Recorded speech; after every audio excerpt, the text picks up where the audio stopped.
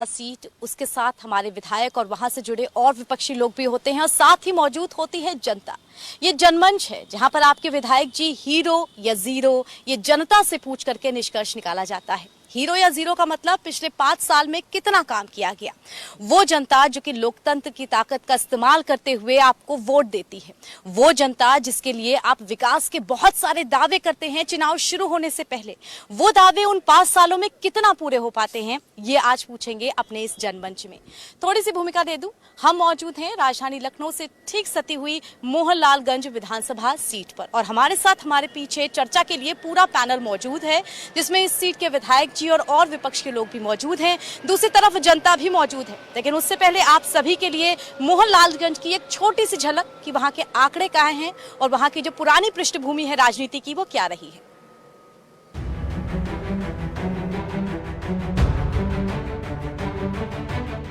उत्तर प्रदेश की राजधानी लखनऊ की एक तहसील और ब्लॉक है मोहनलालगंज। लखनऊ जिले के अंतर्गत 9 विधानसभा क्षेत्र आती हैं और इन्हीं में से एक है सीट संख्या 176 मोहनलालगंज, जो अनुसूचित जाति के लिए आरक्षित है। 2012 की जनगणना के अनुसार यहाँ मतदाताओं की संख्या 3,21,000 के करीब है। बात राजनीति की करें तो पिछले 4 विधानसभा चुनाव में 2 बार सपा, 1 बार निर्दलीय और 1 बार आरएसपीबी ने जीत दर्ज की।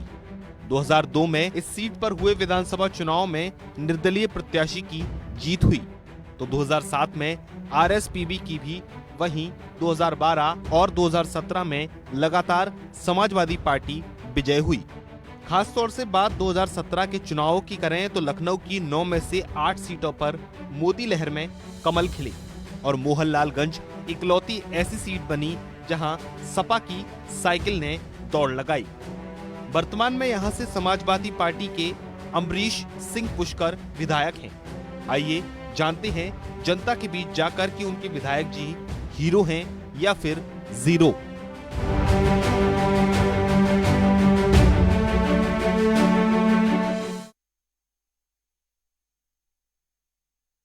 कितना दूर राजधानी लखनऊ से, ये सब आंकड़े हमने आपको समझा दिए। अब बिना देर के चर्चा की शुरुआत करते हैं और एक सीरीज में जो मेहमान हमारे साथ जुड़े हुए हैं इस चर्चा में, उनसे परिचय करा देते हैं। कांग्रेस की तरफ से हमारे साथ राजेश रावत जी जुड़े हुए हैं। राजेश जी, बहुत बहुत स्वागत। कार्यक्रम शुरू करने से पहले हमने राजेश जी के साथ लंबी चौड़ी चर्चा भी की थी। हमारे साथ अमरीश पुष्कर जी जुड़े हुए हैं, आप यहाँ के वर्तमान विधायक हैं सपा से। सर, बहुत बहुत स्वागत और सारे सवाल आप ही से होंगे इसको लेकर के। आदित्य मिश्रा जी हमारे साथ जुड़े हैं बीजेपी की तरफ से, बहुत बहुत स्वागत आपका। वैसे तो केंद्र और राज्य दोनों में बीजेपी सत्ता में है, लेकिन इस विधानसभा में आप मजबूत विपक्ष में हैं, तो आपसे भी जबरदस्त सवाल। हमारे साथ आशीष कुमार यादव जी भी जुड़े हुए हैं, किसान नेता है भाकियू के, बहुत स्वागत आपका। बहुत ज्यादा जरूरी है किसानों का पक्ष भी समझना, क्योंकि भारत जैसे कृषि प्रधान देश में और खासतौर से अब जो किसान आंदोलन चल रहा है उसे लेकर के भी। तो सबसे पहला सवाल हमारे विधायक जी से। विधायक जी, सपा यहाँ पे लगातार दूसरी बार जीती, ये भी सबको पता है कि 2017 में मोदी लहर थी, लखनऊ की 9 में से 8 सीटें गई बीजेपी के खाते में, लेकिन फिर भी इस सीट को बरकरार रखा जनता ने। तो क्या आपको लगता है जनता के बीच जिन विकास कार्यों को लेकर के आप जीते थे, यहाँ तक पहुंचे थे, वो पिछले 5 साल में आपने पूरे किए हैं? देखिए, निश्चित तौर पे पहले तो मैं आपके चैनल के माध्यम से अपनी विधानसभा के लोगों को बहुत बहुत धन्यवाद और आभार व्यक्त करता हूं कि पिछले 2017 के चुनाव में उन्होंने यहां से मुझे अपना जनप्रतिनिधि चुना। और मैं समझता हूं कि पिछले जो हमारा समाजवादी पार्टी का कार्यकाल रहा है, उस कार्यकाल में हमारी विधानसभा में इतने कार्य हुए हैं कि विधानसभा में चौतरफा अगर मोहनलालगंज में कहीं भी विकास दिखता है तो समाजवादी कार्यकाल में। आज हमारी विधानसभा में ही इंटरनेशनल स्टेडियम है, IT हब है, कैंसर हॉस्पिटल्स हैं, अमूल डेयरी प्लांट है, ऐसे बड़े बड़े प्रोजेक्ट हमारी विधानसभा मोहनलालगंज में पिछली सरकार में माननीय अखिलेश यादव जी द्वारा हमारी विधानसभा में कराए गए। निश्चित तौर पे उसका यहाँ की जनता समाजवाद की विचारधारा से प्रभावित है और माननीय अखिलेश यादव जी के किए गए कार्यों से प्रभावित थे। निश्चित तौर पे उसी आधार पे उन्होंने मुझे दोबारा चुना और निश्चित तौर पे अब की जो कार्यकाल रहा 17 से 22 तक का, जिस प्रकार की यहाँ की जनता ने मुझे सपोर्ट किया है, मैंने अपनी तरफ से अपने स्तर से उनकी समस्याओं को निराकरण करने का पूरा प्रयास किया है और कोशिश किया है कि उनकी समस्याओं को सदन के माध्यम से सरकार तक पहुँचाए और सरकार से उनके कामों को कराया जा सके। जनता की समस्याएं बहुत हद तक हल की हैं, अपनी सारी जो खूबसूरतियां थी वो गिनाई। आपको लगता है कि सपा के कार्यकाल में यहाँ पर जो काम है वो पूरी तरीके से हुआ है? देखिए, बहुत बड़ी बात है। मैं आपको पहले इस चैनल के माध्यम से आप लोगों को धन्यवाद देता हूँ।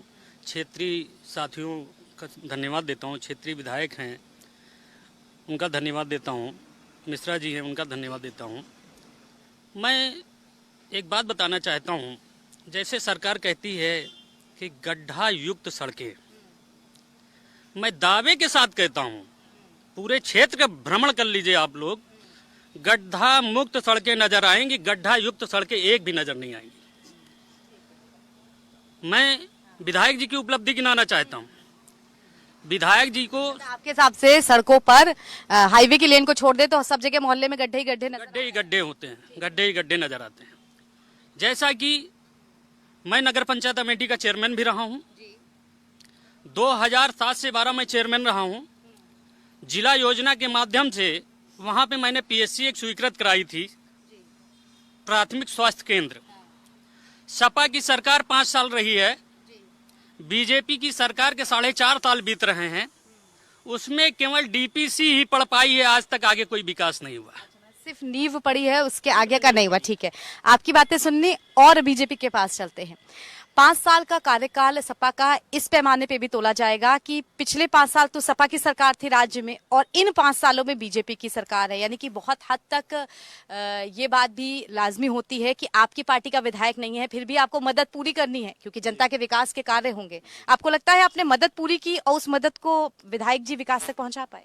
जी बिल्कुल सही कहा। विधायक जी ने कहा कि 2017 तक सारे काम हुए हैं, मतलब 17 से अभी तक विधायक जी के हाथ से कोई काम नहीं हुआ है और इस सरकार ने सहयोग किया है। उसका जीता जाता उदाहरण है पूर्वांचल एक्सप्रेसवे, जो इस गवर्नमेंट बन रहा है और यहाँ गोसाईगंज से शुरू हुआ है। सरकार की तरफ से पूरी सहायता है विधायक जी को, लेकिन विधायक जी पिछले 5 साल का काम कैसे करा रहे हैं। इधर विधायक जी ने कोई काम नहीं किया, सिर्फ फेसबुक पर बने रहे हैं। सरकार की तरफ से पूरा सहयोग है।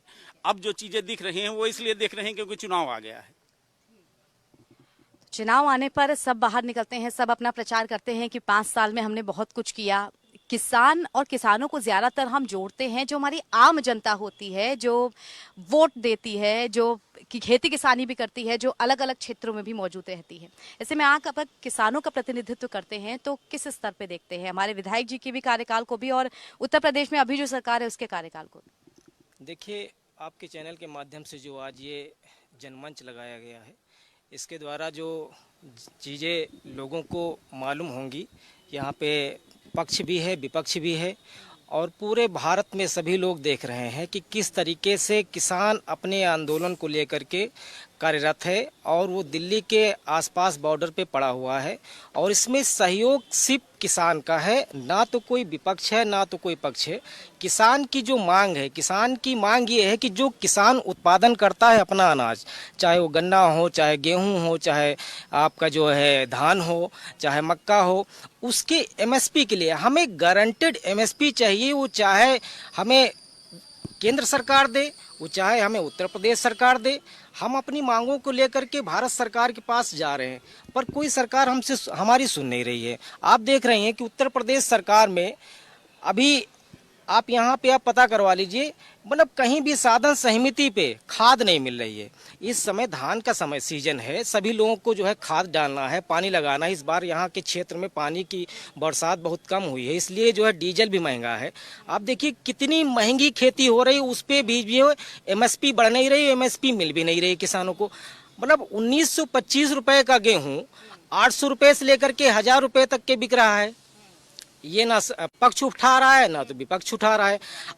अभी आप देख लीजिए, जब 2014 में 410 रुपए का सिलेंडर था तब सब लोग सड़क पे आ गए थे कि जो है सिलेंडर महंगा हो गया।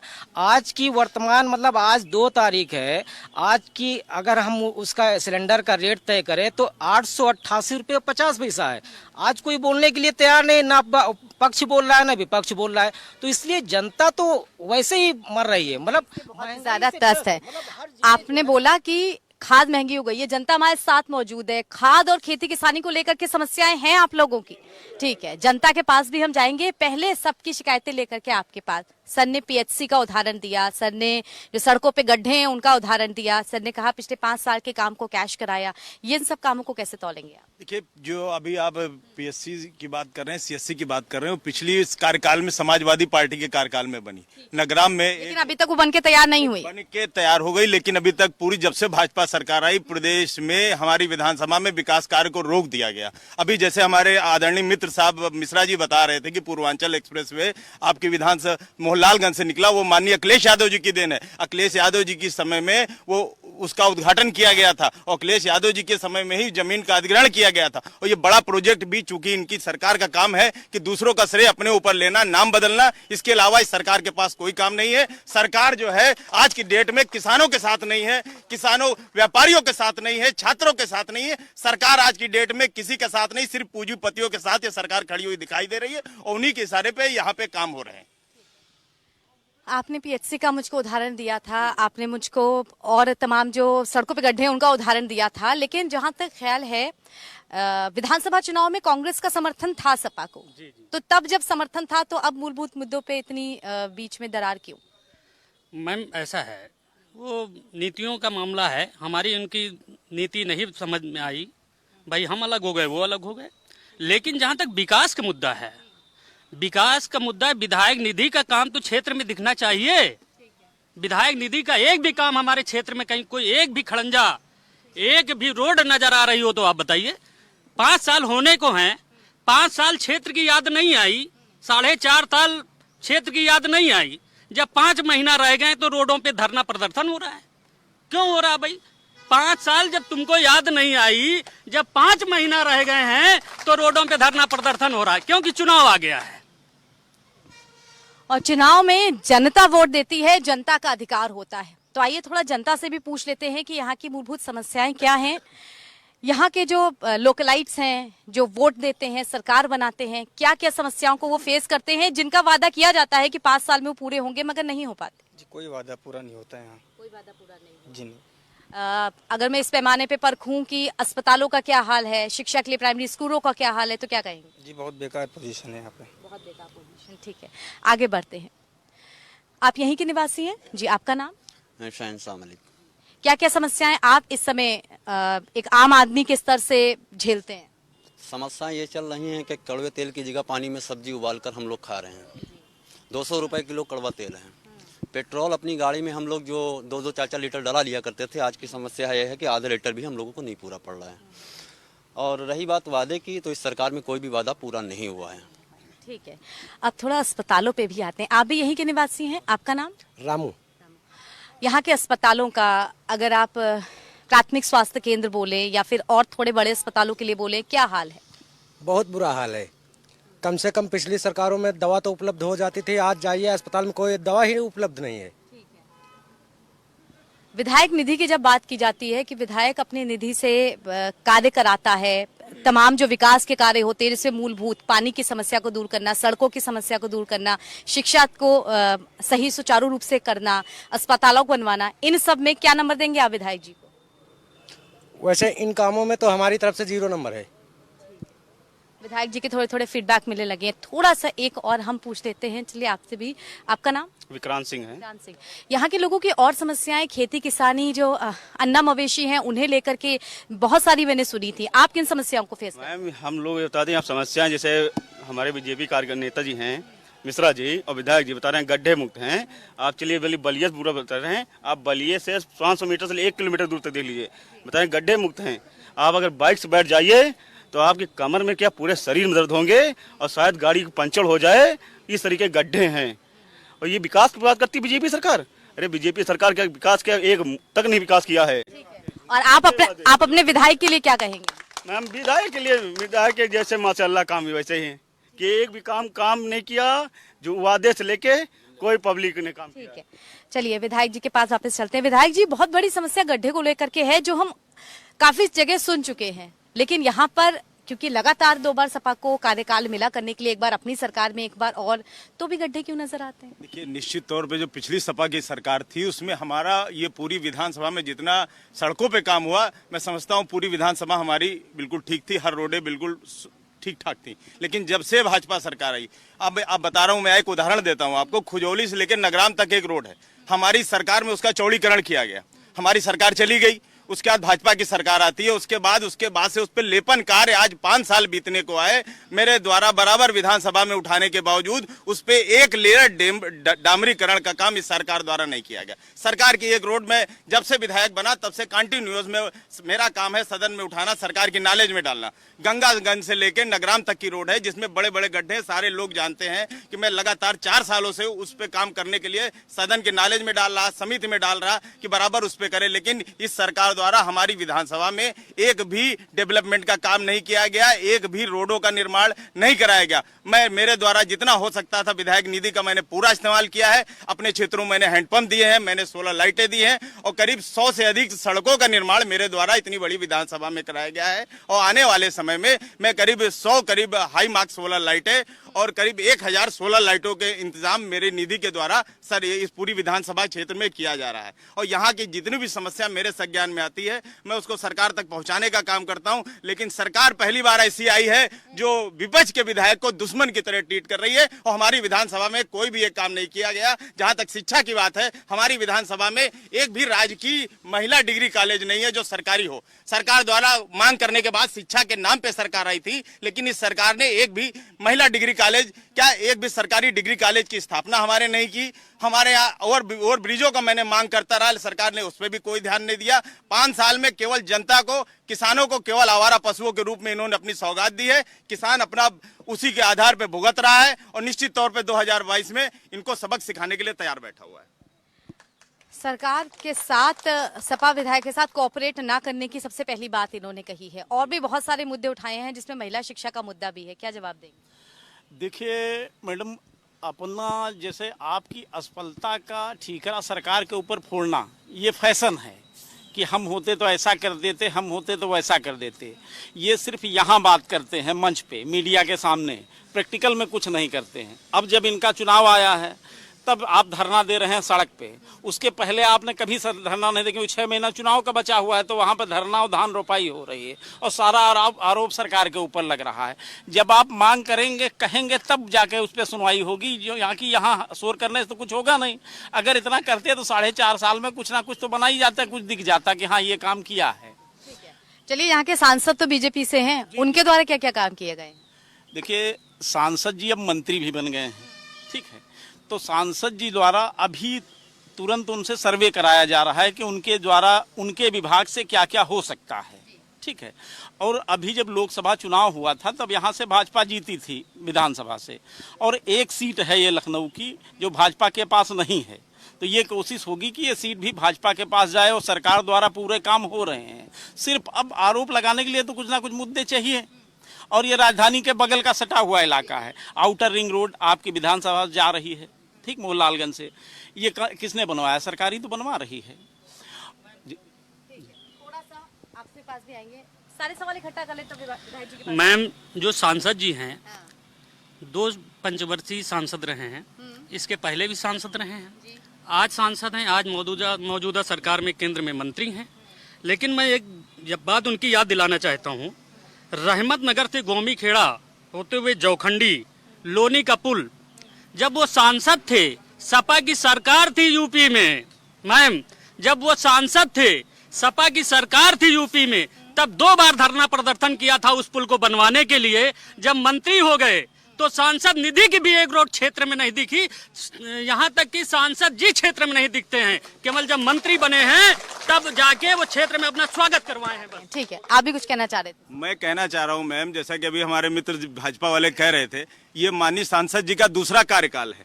अब 5 साल पहले भी तो सांसद थे, 12 से लेके 19 तक, वो 14 से लेके 19 तक सांसद थे। 19 के बाद जनता ने दोबारा उनके ऊपर विश्वास किया, आदरणीय मोदी जी पे विश्वास किया। लेकिन विकास के रूप में हमको एक उपलब्धि हमारे मित्र जी बता दें कि हमारी विधानसभा में माननीय सांसद जी द्वारा ये उपलब्धि दी गई, आपको एक रोड दी गई, आपको किसी शिक्षा का व्यवस्था का निर्माण कराया गया। अभी आप कह रहे थे कि बराबर पिछली सरकार में जब सपा की सरकार थी तो बराबर धरना प्रदर्शन हो रहा था। आज जब से सांसद जी सांसद हो गए हैं, अब इस क्षेत्र की कोई समस्या का सुध लेने वाला नहीं, एक काम भी, किसी काम में सांसद जी कोई सहयोग नहीं करते और मोहनलालगंज विधानसभा को पूरी तरह उपेक्षित कर रखा है उन्होंने। ये एक बड़ी समस्या देखने को मिलती है जब सांसद अलग पार्टी के और विधायक अलग पार्टी के हो जाते हैं उनसे भी। आपका नाम? मैं वीरेंद्र कुमार रावत। इस क्षेत्र की मोहनलालगंज विधानसभा की समस्याओं की बात करें तो क्या क्या समस्याएं आप देखते हैं? समस्या देखिए, जैसे समस्या कभी हमारे माननीय विधायक जी ने रोड का प्रकरण चला है, बहुत अच्छा मुद्दा। इस पे मैं जनता को बताना चाहता हूँ कि ये असली है क्या चीज़। गंगागंज और नगराम रोड जो है, इसका मूल समस्या क्या है और क्यों अब तक नहीं बनी, उस पर प्रकाश डालना चाहिए। अगर उसके प्रकाश में बात करूं तो ये गंगागंज नगराम रोड, जिसकी लंबाई 10 किलोमीटर से भी अधिक, और इसको आपकी ही पूर्ववर्ती सरकार ने प्रधानमंत्री आदर्श ग्राम योजना के तहत डाल दिया, किसी व्यक्तिगत अपने ठेकेदार को लाभ दिलाने के लिए। और जब यह रोड उस योजना में चली गई तो उसका एक मापदंड है, एक समय है, 6 से 6.5 वर्ष तक वो बन नहीं सकती, और उसका समय इसी माह पूरा हुआ है, और वो अब राज्य सरकार में आ चुकी है बनने के लिए। और मैं वादा इन्हें विश्वास के साथ कहता हूँ, और अभी मेरे माननीय सांसद जी भी आ गए थे, उसको बता के गए हैं, बस कुछ ही क्षणों में उसका काम शुरू होने वाला है। लेकिन ये किया किसने, ये भी जानने की बात है। तो समस्याएं बहुत ज्यादा हैं, थोड़ा और बातचीत करते हैं। सर आपसे भी। सर आपका नाम? मेरा नाम उमेश शर्मा है। थोड़ा सा इस बारे में भी जानेंगे, इस विधानसभा क्षेत्र की समस्याएं आम जनता की क्या क्या हैं, और 5 साल में जितने वादे किए गए थे कितने पूरे हो पाए? 5 साल में मैम वादे तो पूरे किए गए हैं, विपक्ष के विधायक होने के नाते जितना हो सका उन्होंने किया। यहाँ से लेके जनता की लड़ाई, यहाँ से लेके और विधानसभा तक लड़ी इन्होंने, ठीक है। और अभी जो बता रहे हैं कि इलेक्शन आया तब रोड का धरना प्रदर्शन कर रहे हैं, ऐसा नहीं है। धरना प्रदर्शन लगातार विधायक जी लगातार इसको विधानसभा में उठा रहे हैं और यहाँ भी लड़ रहे हैं इनके लिए। लेकिन आपके अभी मंत्री जी आए थे, जिनको जो सांसद जी हमारे यहाँ, उन्होंने वो रोड ही आना छोड़ दिया। बीच में भी दौड़ा किए थे, जन संदेश यात्रा भी निकाले थे, उनको उधर से आना था, लेकिन इतना उनके लिए रिएक्शन था कि उस रोड पे ही आना छोड़ दिया, इसलिए कि उसमें इतने गड्ढे हैं, इतना जो उन्होंने पहले वादा किया तो वादा पूरा नहीं किए, इसलिए उन्होंने रोड ही छोड़ दी उधर से आना। बाकी तो विधायक जी का काम ठीक ठाक है। अभी हमारे गांव में भी उन्होंने सड़कें बनवाई हैं, जो उनकी निधि है, निधि का अपना पूरा भरपूर प्रयोग कर रहे हैं, अच्छे से काम भी कर रहे हैं। चलिए, निधि का भरपूर प्रयोग कर रहे हैं, थोड़ा सा काम कर रहे हैं, कुछ और लोगों के साथ बातचीत कर लेते हैं थोड़ा सा। आपका नाम? राजेश कुमार मौर्य। क्या क्या समस्याएं आप देखते हैं? विधायक जी कितने खरे उतरे हैं, हीरो हैं या जीरो हैं? ये सबसे बड़ी समस्या हमारे यहाँ है कि सरकार गौशालाओं का पेपरों के माध्यम से, मीडिया के माध्यम से चर्चा तो बहुत करती है, लेकिन इस क्षेत्र का किसान सबसे ज्यादा परेशान है अन्ना जानवरों से। उस पर आज तक सरकार ने इस क्षेत्र में कोई काम नहीं किया। आपके विधायक जी ने उस पर कितना काम? नहीं, विधायक जी का वो विषय ही नहीं है, वो तो विषय सरकार का है, उस पर काम सरकार को करना है। आपने किसको अप्रोच किया कि यार समस्याएं बहुत हैं, गौशाला में गायों के लिए चारा नहीं होता, सामान नहीं होता? ये सरकार का दायित्व है। सरकार ने, चूंकि गाय के नाम पर सरकार आई थी और गायों के लिए बड़ा प्रचार प्रसार हुआ था मीडिया के माध्यम से, मेरे क्षेत्र में एक भी गौशाला अभी तक तो हमारी नगर पंचायत है नहीं। ठीक है, तो अन्ना मवेशी, अन्ना पशु की जो समस्या है वो बहुत बड़ी है, उसका भी थोड़ा सा जायजा ले लेते हैं। अन्ना मवेशी, अन्ना पशु, सड़कों पे घूमते हुए जानवर, बहुत समस्या इन चीजों की है। लेकिन बार बार इस चीज को लेकर के जरूर कहा जाता है कि ये तो सरकार के पाले में है, विधायक के पाले में नहीं है, लेकिन समस्या तो इससे जनता को ही होती है। निश्चित तौर पे ये बहुत बड़ी समस्या है और इस समस्या इस सरकार द्वारा खड़ी की गई है। इस समस्या का कोई समुचित समाधान ढूंढे बगैर इस तरह के मवेशियों को एक जगह बंद किया जा रहा है। जो आज उनके लिए गौशाला वगैरह बनाई गई हैं, वहाँ पे कहीं पर भी कोई व्यवस्था नहीं है। वो रात में उनको खोल दिया जाता है, वहाँ पे चारे की व्यवस्था नहीं है। सरकार द्वारा इतना प्रबंध नहीं किया जा रहा है। जो 30 रुपए मात्र एक जानवर पे दिए जा रहे हैं वो किसी भी तरीके से पर्याप्त नहीं है। इसलिए निश्चित तौर पर जो उसके वहाँ के संरक्षक लोग हैं वो रात में उनको खोल देते हैं और रात में सारे जो मवेशी हैं वो सड़कों पर दिखाई देते हैं। चारों तरफ मवेशी दिखाई देते हैं, फसलों को नुकसान पहुंचा रहे हैं। ये सारी जिम्मेदारी सरकार को करना चाहिए था, लेकिन सरकार ने इस पर कोई ध्यान नहीं दिया। ठीक है, हमारे साथ किसानों की तरफ से आशीष जी जुड़े हुए हैं, उनसे भी थोड़ा समझ लेते हैं। अन्ना मवेशी की समस्या भी बहुत बड़ी है और किसानों की समस्या भी बहुत बड़ी है। कितनी समस्याएं लेके आप विधायक जी के पास जाते हैं या उनसे मुखातिब होते हैं और कितनी पूरी हो पाती है? देखिए, ये तो सभी लोग जानते हैं कि खेती इस समय 30 से 40% जो है महंगी हो गई है। हर चीज़ जो है उसके रेट बढ़ते चले जा रहे हैं। डीजल का रेट बढ़ गया, बीज का रेट बढ़ गया, और जो खेत में हम लोग बो देते हैं अनाज, उसको रखाने के लिए रातों दिन प्रयास करते हैं कि बच जाए। अगर मान लीजिए रात में कहीं छूट गया तो जो आवारा पशु हैं वो पूरा खेत चर जाते हैं। मतलब सिर्फ नुकसान और केवल नुकसान ही मिलता है। बाकी समस्याएं जो हमारी किसानों की हैं, हम किसानों की समस्याएं अपने धरना प्रदर्शन के माध्यम से, लेटर के माध्यम से सरकार को और क्षेत्रीय विधायकों, क्षेत्रीय सांसदों को पहुंचाते रहते हैं, पर उस पर कोई कार्रवाई नहीं होती है। बस केवल उस पत्र चले जाते हैं, उस पत्र का जवाब भी नहीं आता। हमारे पास सैकड़ों ऐसी चिट्ठी पड़ी हैं जिनके केवल निस्तारण जो है अपने आप कर दिए जाते हैं। हमसे पूछा तक नहीं जाता है कि वहाँ पे हुआ क्या, बस अपने आप निस्तारण लिख दिया और हो गया निस्तारण। पर मौके पे कोई ना आता है, ना तो कोई निस्तारण होता है। समस्याएं बढ़ती चली जा रही। इस समय खाद नहीं है, बारिश हुई नहीं है, जानवरों का आतंक है। जहाँ खेती चर गई उसके बाद में किसान जो है बर्बाद हो गया। मतलब लागत बढ़ रही है और किसानों को कोई फायदा नहीं हो रहा है। समस्याएं बहुत सारी हैं किसानों से, और भी हमारे साथ जो मौजूद हैं उनसे बातचीत करते हैं। सर, आपका नाम? भरत यादव।